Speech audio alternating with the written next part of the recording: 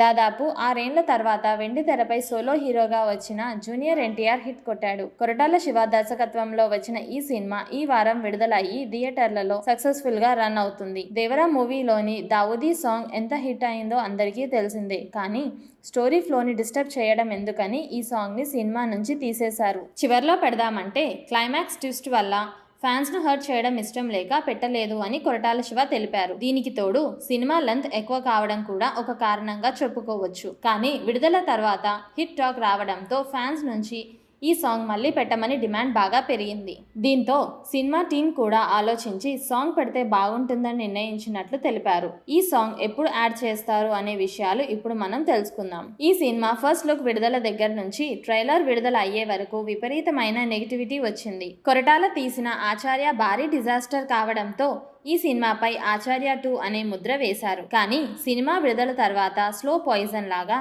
ఈ సినిమా ప్రేక్షకులకి ఎక్కుతుంది. దీంతో మొదటి 3 రోజుల్లోనే ఈ సినిమా 304 కోట్లు వసూలు చేసింది. కానీ చాలా మంది ప్రేక్షకులు దావూదీ పాట లేకపోవడంతో కొంచెం నిరాశ చెందారు. చాలా మంది ఈ సాంగ్ కోసమే సినిమాకి వెళ్ళిన వాళ్ళు ఉన్నారు. ముఖ్యంగా నార్త్ ఇండియన్ ప్రేక్షకులకు ఈ సాంగ్ విపరీతంగా నచ్చింది.